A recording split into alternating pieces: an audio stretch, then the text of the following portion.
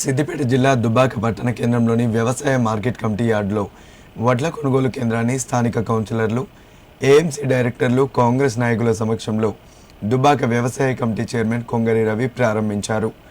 ఈ సందర్భంగా Dubbaka municipal vice chairperson Asa Sulochana స్వామితో కలిసి ఆయన మాట్లాడారు. రాష్ట్ర ప్రభుత్వం వడ్లకు అందజేస్తున్న మద్దతు ధరను ప్రతి రైతు సద్వినియోగం చేసుకోవాలన్నారు. రైతుల అభివృద్ధి కోసం రాష్ట్ర ప్రభుత్వం ముఖ్యమంత్రి రేవంత్ రెడ్డి రైతు భరోసాను అందించడం జరిగిందన్నారు. రాష్ట్ర ప్రభుత్వం సన్నాలకు 500 రూపాయల బోనస్ కూడా అందజేస్తున్నట్లు తెలిపారు. ఇలాగే రానున్న రోజుల్లో రైతుల సంక్షేమం, అభివృద్ధి కోసం రాష్ట్ర ప్రభుత్వం మరిన్ని పథకాలు అందజేస్తుందన్నారు.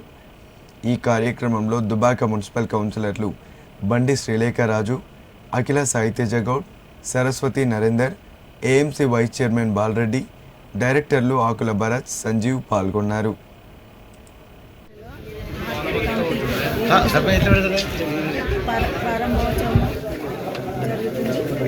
ఎందుకంటే మనము రైతులము సన్నబియ్యము వేయాలి. ఎందుకంటే మనకు బోనస్ వస్తుంది. దొడ్డు బియ్యం వేస్తే మనకు బోనస్ రాదు.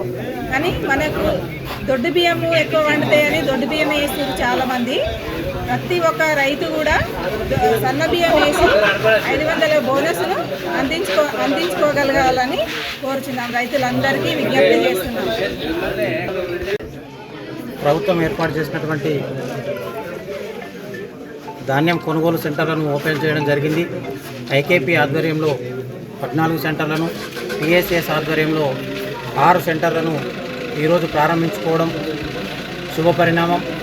ఎందుకంటే ఇది రైతు ప్రభుత్వం, రైతు పక్షపాతి ప్రభుత్వం కాబట్టి, రైతుల శ్రేయస్సు కోరే ప్రభుత్వం కాబట్టి ఈరోజు రైతులకు ఏదైతే రైతు భరోసా కావచ్చు ఇచ్చిన మాట ప్రకారం ఈరోజు కూడా 2వ విడత విడుదల చేయడం జరుగుతుంది.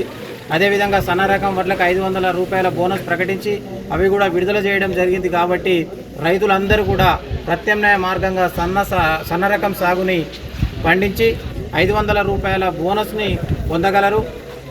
అదేవిధంగా ఈరోజు ఈ రైతులు ఏదైతే మద్దతు ధర ప్రకటించిందో రాష్ట్ర ప్రభుత్వం, దళారులను ఆశ్రయించకుండా మార్కెట్ యార్డులలోనే ధాన్యాన్ని విక్రయించి మద్దతు ధర పొందవలసిందిగా కోరుతా ఉన్నాం.